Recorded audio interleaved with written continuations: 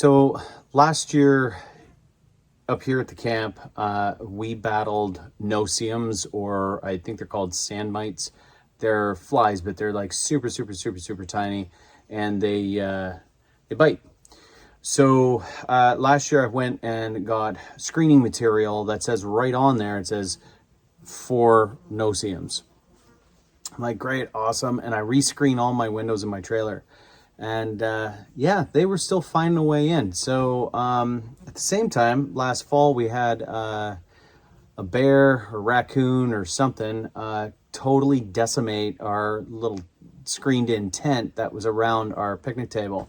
And so basically what we discovered is that like this stuff that tent was made of has this, like, the camera probably won't be able to pick that up at all. I doubt it. But there's a micro mesh inside of the regular mesh pattern. So for every square, there's like 2 more pieces of fabric that go down in there. And so basically it's 1/3 the size, which is awesome. So I'm kind of hoping that this stuff is going to keep them out because it's so much smaller. So this is one that I've already done.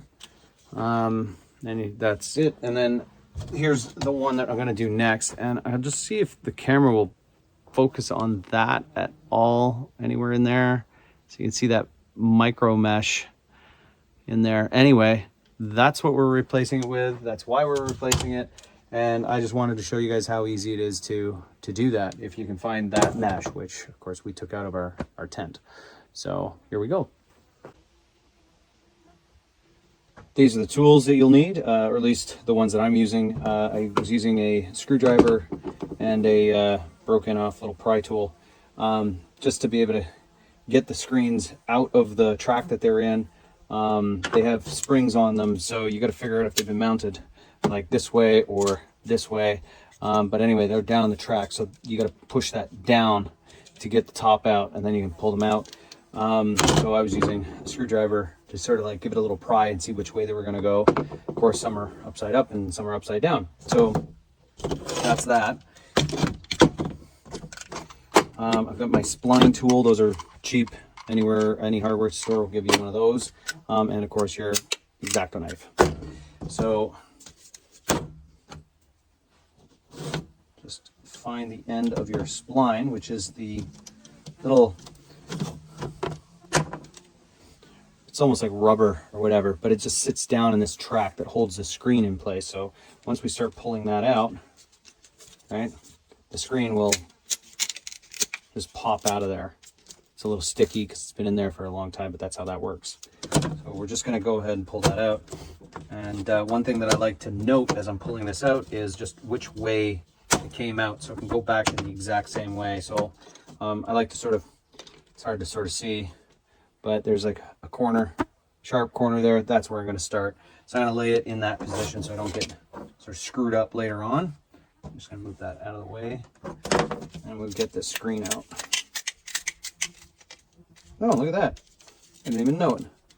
This window's actually got a break in it. Look at that. I'm going to see if that screen will just hold that in place. Otherwise, I got to go find another corner piece.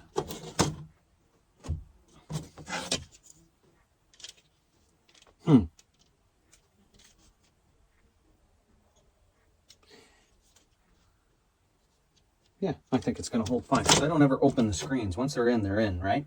So I'm going to just see if I can lay that out.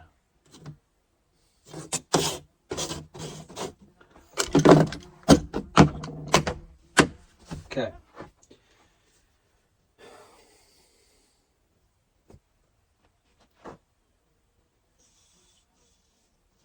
So I just lay that flat.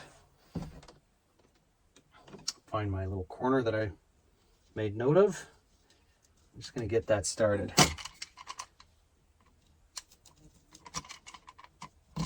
There. Just like an inch in either direction, just to make sure she's tucked in there nice and tight.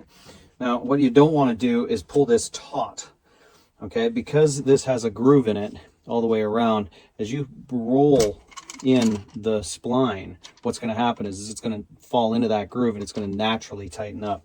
So what you want to do is just sort of find a nice sort of tension where it's just not like slack, and then you can just start working that in a little bit at a time. And all I'm trying to do is just sort of keep the wrinkles out of it.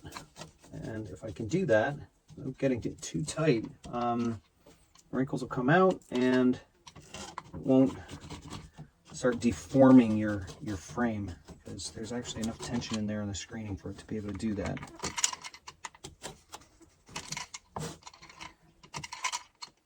So there's two ends on this. This has a grooved end. There you go. You can see that. Yeah, right there, grooved. This end is the opposite form. So I like starting with this because it'll stay on track. And then once I get it down inside, I can come back and back roll with that sort of rounded end.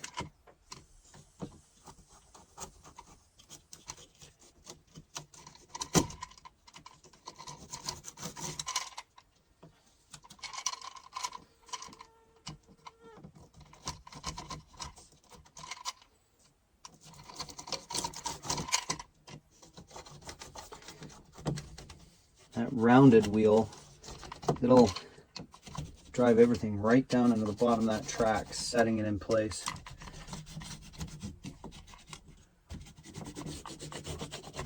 And that's it. So that's that one. I'm just going to inspect it, make sure that the frame's, you know, square where I want it. There's no creases or ripples or loose spots, so that's great. And then we're going after our knife. And we just start anywhere. We just start cutting. You can cut right up against the spline where it meets the aluminum frame. You don't need to leave any bit of the mesh beyond that point.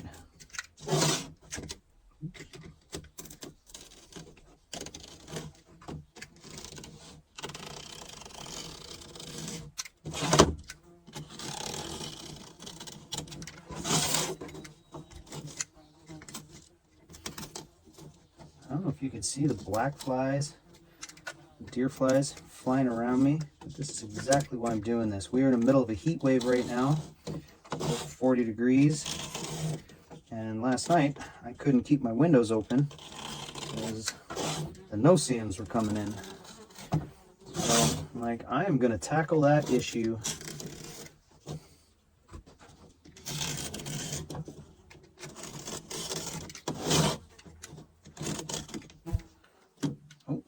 thread left.